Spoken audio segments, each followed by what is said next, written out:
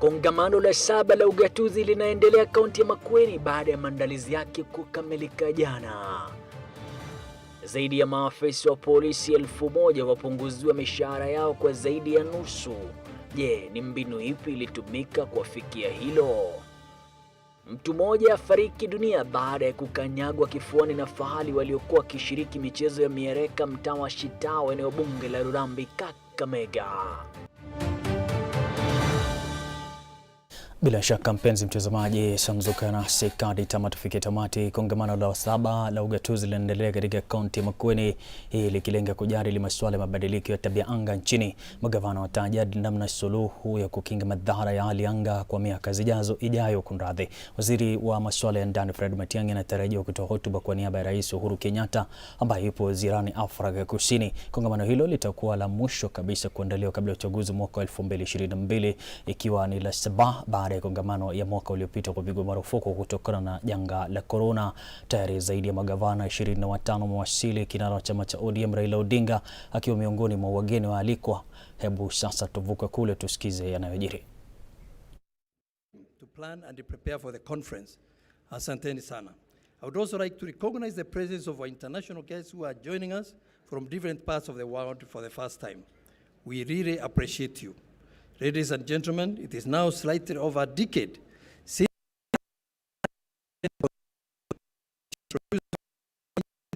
governance. The result of these changes is a devolved system of government, which comprises of 47 county governments in addition to the national.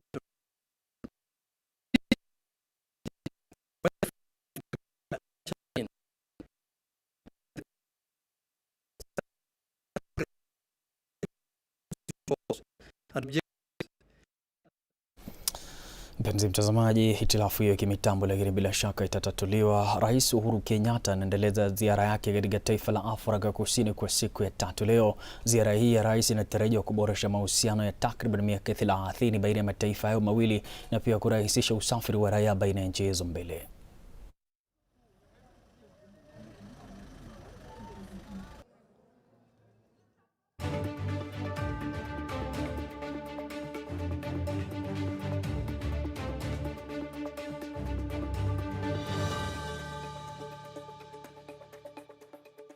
Collaborating in the fight against the pandemic, rich countries regrettably continue pursuing COVID-19 vaccine nationalism and hoarding. And therefore, the imperative for African countries to build capacities to meet our vaccine requirements is therefore not only urgent, but existential. Each of our countries has the indigenous knowledge and expertise to benefit the other. Naarifiwa tuko radhi sasa kurejea kule Makueni tupate kusikiza ni yepi yanaendelea. Of growth. Among others, these investments have gone to increased input, access to farmers, seed distribution and extension services. But despite these milestones, the policy and legislative environment has been very friendly to these devolved functions. While recognizing the role of national government in developing legal frameworks that set standards and practices for the agricultural sector, the Council of Governors reiterates that this should be done in consultation with county government. In the health sector, malaria incident burden has reduced to 40%, 40 per 1,000. County governments have incrementally funded interventions and diseases, improved diagnostic capacity and improved capacity for care. The result of these healthcare investments are reduced waiting time for surgery, improved clinical outcomes, reduced referrals, and efficient maternal and child health programs have also yielded marginal increases in scale prescriptions, use, prevalence, and immunization coverage. We, however, do admit that the health sector has been plagued by funding and human resource challenges, issues both levels of government are appraised of. In the wake of these challenges, the county government in the management of the novel coronavirus COVID-19 pandemic. Our health systems are faced an unprecedented challenge and their capacity tested to the limit. However, county governments have remained resilient and continue to offer innovative solutions as we tackle the global crisis occasioned by COVID-19. Since the announcement of the first case of COVID-19, county governments have achieved the following. 1, increased isolation beds, increased installation of additional oxygen plants, procured more oxygen cylinders and oxygen concentrators, connected more than 3,000 beds to oxygen, among other measures that have been instituted to manage the pandemic. May I now turn to the early childhood development and education, ECD sector. County governments allocated 4.97 billion in ECD sector in 2020-2021 financial year, with a demand for pre-primary. Bila wasiwasi mpenzi mtazamaji, tukubali kwamba tutakurejesha tena kule wakati ambapo utapata nafasi, lakini zaidi ya maafisa wa polisi 1000 wamemnyoshea kidole cha lawama Inspector General wa polisi Hilary Mutyambai baada ya mishahara yao kupunguzwa kwa zaidi ya nusu. Runinga ya Switch imethibitisha kuwa kuna baadhi ya maafisa ambao mishahara yao imefika chanya, maana kuwa licha ya kutopewa chochote kwenye benki zao wana deni la hadi shilingi 7,000. Wakizungumza na mwanahabari mwenza David Kagina, baadhi ya maafisa walioathirika wamesema kuwa hali hii ni ngumu na huenda hili likasababisha wengi wao kujihusisha na uhalifu ili kumudu maisha yao. Hebu sasa tupate kutazama. Ni uamuzi ambao umewaacha baadhi ya maafisa wa polisi na machungu, na sasa wanamnyoshea kidole cha lawama Inspector General wa polisi Hilary Mutyambai kwa kile wanachokisema ni ubaguzi wa maafisa walio na vyeti vya shahada. Wengi wakilalama kuwa hawajapokea mshahara wa mwezi huu, na baadhi ya risiti za malipo zikionyesha baadhi yao wakiwa na deni, jambo wanalolitaja kuwa halikufuata mikakati inayofaa. Kuna mama saa hii as we talk ako hospitali na Nakuru amepata 92 shilling akafaint. We are faced with a problem where some of our officers are earning a negative salary. In my case, I'm earning a positive 71 shillings. Punde unapojiunga na kikosi cha polisi, mtu huja kwa cheo kinachotambulika kama constable. Hata hivyo, baada ya kuongeza kiwango cha masomo, maafisa hao hupandishwa cheo hadi inspector. Iwapo hawatapandishwa cheo moja kwa moja, mishahara yao huongezwa hadi kiwango cha inspector, daraja la kazi la J. Na wao hupokea jina jipya, Graduate Police Constable, maana yake afisa wa polisi aliye na vyeti anayesubiri kupandishwa cheo. Hiyo polisi is kind of do you know for that promotion. Kama una godfather, you're doomed. Hakuna mahali utakanyanga. Unaenda unaambiwa recommended, but wakati ya kwenda huko kwingine unaenda unaambiwa umeanguka. 2018 they slashed the salary. We saw a letter from the commission issued to the HR, Director of Human Resource Capital at Vigilance House, directing her to slash our pay. That was in March 2018. We went to court and we won the case. Through a consent order. A consent order was issued.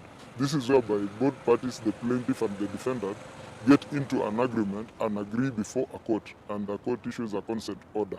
Hata hivyo, mnamo tarehe 17 mwezi Novemba, kwenye barua hii iliyotiwa saini na inspekta wa polisi, ni maagizo ya kurejeshwa kwa mshahara ya maafisa walio na vyeti na kuisawazisha na ya wale wasio na vyeti. We've been living a life that is commensurate to what you earn. You have committed your payslip to loans and other things, maybe insurance policy. So we were not, after the deduction, you find yourself that I've been earning 28,000. Now that the salary has been slashed, though after those deductions, the statutory deductions, the loan deductions, I'm finding myself with the 71 shillings. Jana ndio tulipata mshahara ikiwa inaonyesha kuna mtu anapata negative 7,000, kuna wengine wa negative 3,000. Mimi mwenyewe ni 90 bob. 96 bob hiyo niko na watoto wako shule, nyumba ninalipa, na other bills lazima nilipe. Kule nyumbani pia watu wanajua niko kazi, ninalipwa, so they expect something from me. Mapito ya watatu hawa ni kionjo cha kile maafisa takriban 1000 walio na vyeti wanachokipitia, na wanasema iwapo serikali haitachukua hatua, utendakazi wao utakuwa umelemazwa. Hii ndio sasa mambo ya wizi itakuja. Kwa sababu mimi nalipa nyumba, napaswa kulipa hiyo nyumba, sina pesa ya kulipa nyumba, niko negative. Unaona? Kazi yangu itakuwa nini? Si ni wizi. Nitaanza. Na niko na bunduki. Sasa hii wacha vile wanasema Al-Shabaab. Sisi ndio tutakuwa zaidi ya Al-Shabaab. So they are supposed to rethink. We are, of course, we are officers of high integrity. We wouldn't want to engage in crime. We wouldn't want to engage in corrupt activities.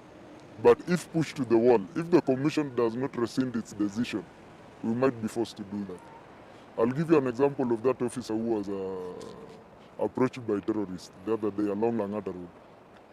The terrorists offered to give him 180,000 for information. If you are faced in such a situation, you are earning a negative salary of 7,000 or 2,000, or even in my case, 71 shillings. I might be forced to take that. Wakikosa kurudisha mshahara tabindi nimeondoka kikosini niende nikatafute mahali pengine tu, kwa sababu siwezi kukaa na mshahara ya 90 shillings.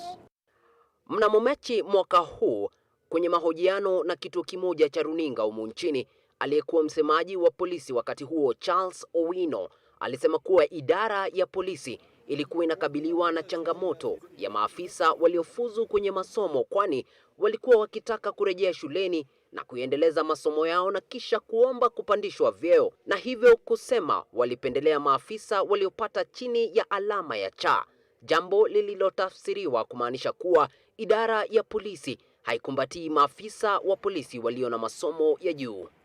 David Kagina, runinga ya Switch.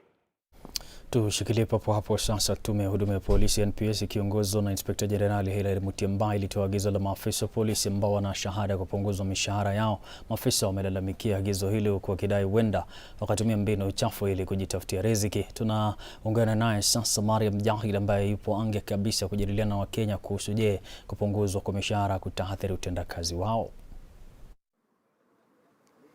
Shukran sana Terer, ukiwa hapo studioni. Hapa ninazungumza na baadhi ya Wakenya kuhusiana na swala zima la baadhi ya maafisa wa polisi ambao wamepunguziwa mishahara yao. Kumbuka kwamba hapo jana tume ya huduma ya polisi NPS walisema kuwa polisi ambao wako na degree ambao walikuwa wamepatiwa cheo hicho cha kuwa constable basi wataweza kuongezewa mshahara, lakini katika agizo hilo la hapo jana ilisema kuwa yeyote ambaye hata kama amepata degree hataweza kupata ama shahada hataweza kupatiwa fedha hizo ambazo mtu ambaye amepata cheo hicho anafaa kupata, na hivyo basi watu ambao walikuwa wanapata pesa kama hizo za cheo hizo basi wameweza kupunguziwa mishahara yao, huku wengi wakilalama kuwa huenda wakatumbukia katika uhalifu ili waweze kujikimu na mahitaji ya kila siku. Hebu tupate kuzungumza na baadhi ya Kenya kuhusiana na swala hilo zima. Je, unahisi vipi kuhusiana na polisi hao ambao wamesema huenda wakaingia katika uhalifu ili waweze kujikimu kimaisha, manake mishahara yao imepunguzwa? Tuambie jina lako kwanza. Kwa majina naitwa Crispin Kidiavai. Kwa hakika ukiona makarao sasa saizi serikali wameanza kuona ni kama hawako serious na kazi yao, so wamewapunguziwa mishahara na si poa, si vyema, lakini unajua mtu anaweza didimia katika kazi yake kulingana alipwi vizuri, lakini ukilipwa vizuri wewe utafanya kazi. So tunaomba serikali wajaribu kadri ya uwezo wetu, kama sisi raia security yetu itakuwa mbaya, so wanaweza tumbukia katika kutuibia huku na huku, security itakuwa vizuri. So tunaomba serikali waongezee mshahara. Kama sisi wenye tunafanya huku kazi yetu wezi wanakuwa wengi hapa na pale, so tunaomba tu waongezee mshahara wakafanya kazi yao. Je, unahisi baadhi ya masuala hiyo ama agizo hilo, je, unahisi polisi pia nao wanafaa kutambua kuwa kuna wakati mgumu? Wakati huu kweli fedha hakuna, lakini pia serikali inafaa wajaribu kadri ya uwezo wao waongezee. Security yetu itakuwa vizuri kwa hakika. Saizi pesa kuna, sisi pia pesa imekuwa chini, tunajaribu huku na huku, lakini pia mapolisi nao pia inafaa waelewe, wasitumikie kifua, yani kuharas government wawalipe. Shukran sana kwa maoni yako. Hebu nipate kuzungumza na baadhi ya maoni ya Mkenya mmoja ambaye pia amekuwa nikimfuata kwa ukaribu. Hebu tuambie jina lako na unahisi vipi kuhusiana na swala hili zima la polisi ambao wamepunguziwa mishahara yao. Tuambie jina lako. Kwa majina naitwa Nicholas Aseneka, na mimi sijafurahia hiyo mambo ya askari kupunguzwa mshahara, kwa sababu tukiona Kenya sasa tunaenda kwa election, na election Kenya mnajua kawaida venye inakuaga, kuna kuaga na ile tension. So mkisema mambo ya kutopatia maskari mshahara, inamaanisha kwamba election haitakuwa safe. So tafadhali maskari wapewe mshahara yao, na hiyo tu ndio naweza sema, sina maoni mengine.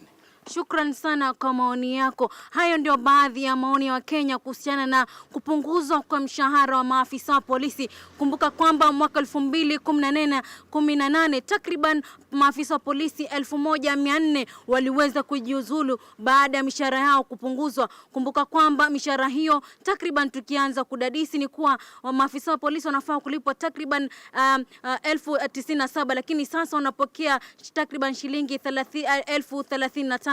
Sina mengi na kuregesha kwako studioni. Naitwa Mariam Mjahid. Asante sana Mariam. Mpenzi mtazamaji, dakika 13 baada ya saa 7 Afrika Mashariki, naarifiwa na mzalishaji wa taarifa Dan Kariuki amekwenda jukwani sasa hivi. Fred Matiang'i itakuja kuzungumzia ama kuangalia hiyo tutakaporejea katika mapumziko kidogo.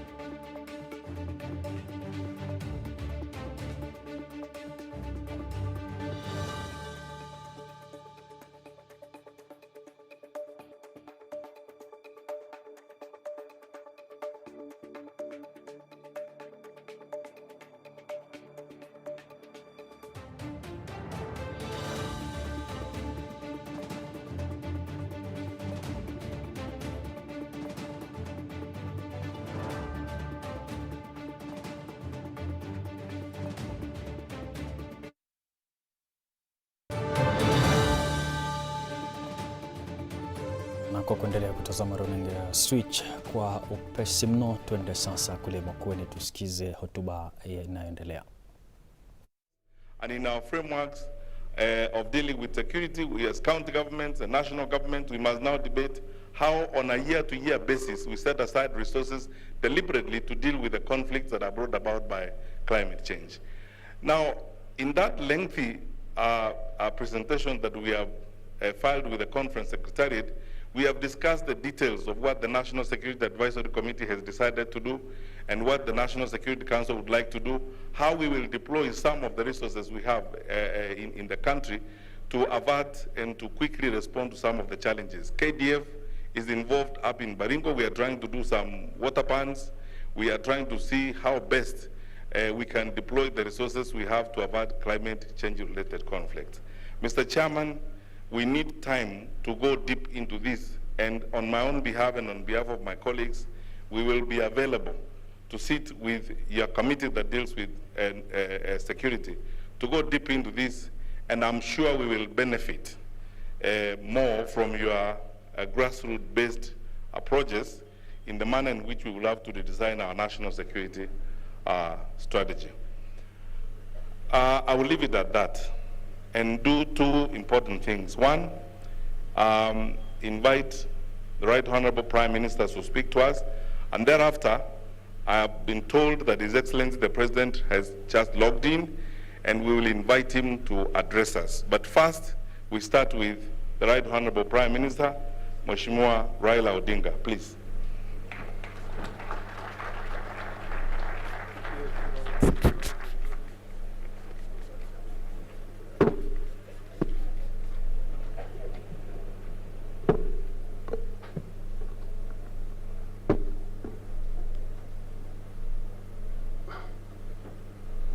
The Chairman of the Council of Governors and the governors who are here, the Speaker of the National Assembly and the senators,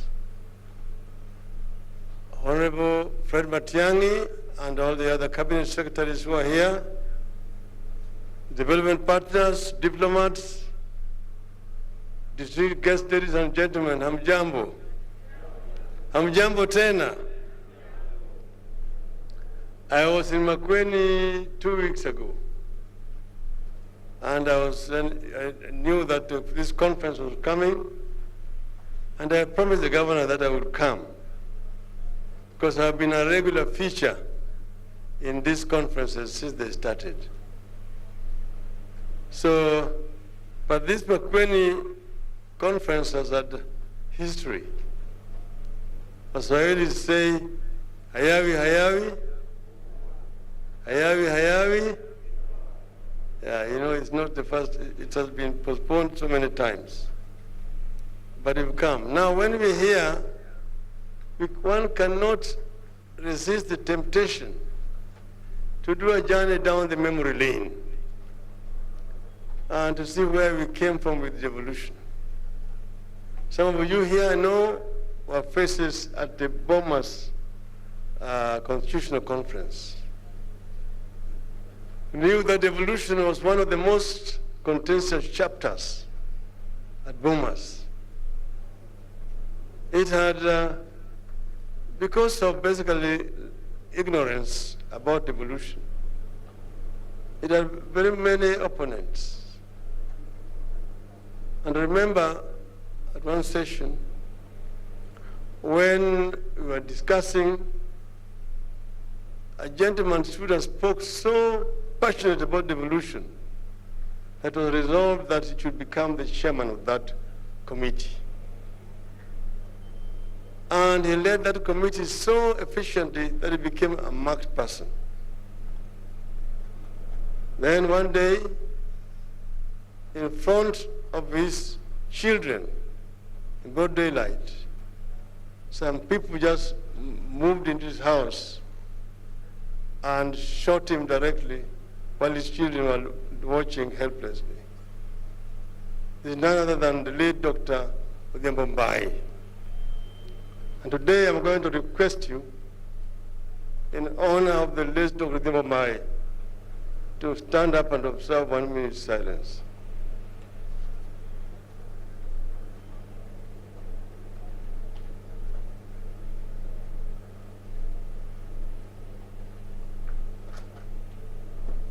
Thank you.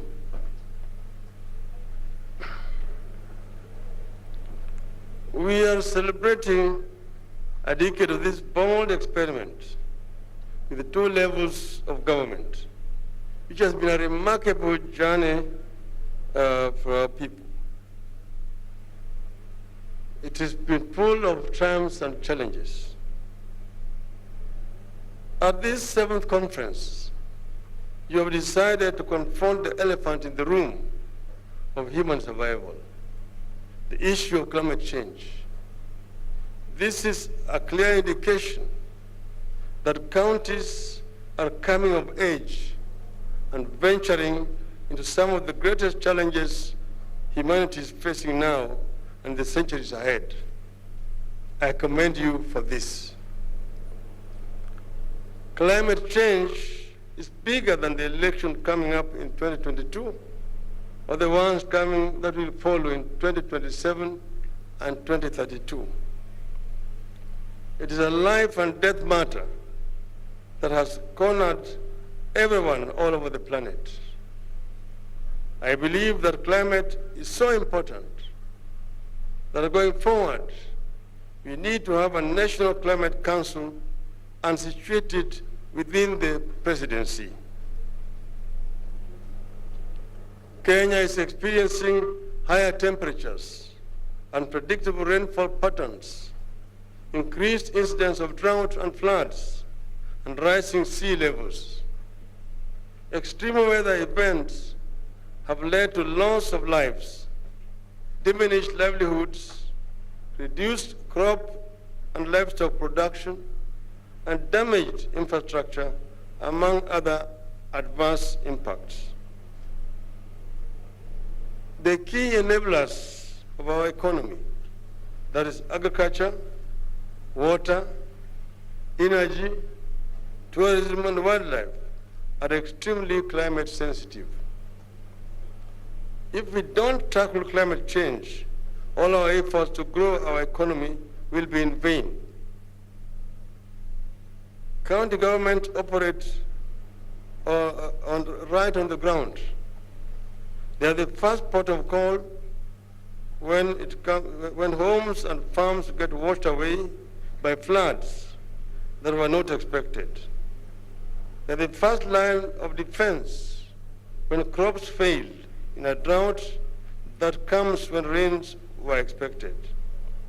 Counties, therefore, have a critical role, particularly in educating our people on the reality of climate change.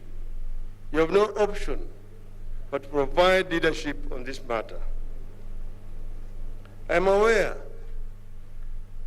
that to date, 33 counties have enacted climate change policy and legal frameworks, while others are at different stages of formulation of the same. I particularly laud the ASAL counties of Garissa, Isiolo, Kitui, Makueni, and Wajir, which have gone ahead and established county climate change funds. That is the leadership we are looking for at the grassroots. Today, there are several other transformative ideas whose time has come in Kenya. They are being resisted the way the evolution was, but we will actualize them because their time is here. At this forum, I would like to share some thoughts on how we are going to renew and redefine devolution to make it deliver better to the people. Across the country, old and lingering challenges are imposing new pressures on government and leaders at both county and national level. Unemployment, deepening poverty, and rising cost of living have left our people disappointed and sometimes angry at their leaders. People need our help. Our duty as leaders is to breathe a new life and give new purpose to all institutions and structures. Where need be, we will have to be bold enough to abandon institutions and ideas that are not working and come up with new ones. For a start, we must strengthen devolution. We must devolve more resources to the counties. This should not be a divisive issue. That is what the BBI was intending to do. We must also overcome the challenge of insufficient allocation and delays in disbursement of funds by the National Treasury to counties, if counties are to operate efficiently. On this, there should be no debate. The funds will have to follow all devolved functions. This means the National Treasury will have to release all the funds for all the devolved functions at the appropriate time. There must be no two ways about this. The problem of overlapping and duplication of functions by state agencies, corporations, and regional development authorities will also have to be addressed conclusively. Addressing these issues need not mean antagonism between counties and the national government.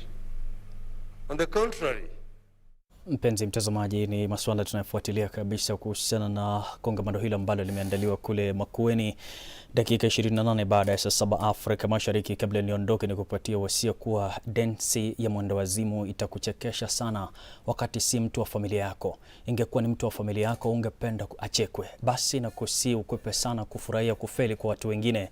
Jina langu ni Emmanuel Terer, mzalishaji wa taarifa hizi ni Daniel Kariuki, mfasiri wa lugha ya alama ni Teresia Washira, mwelekezi amekwepo Dede.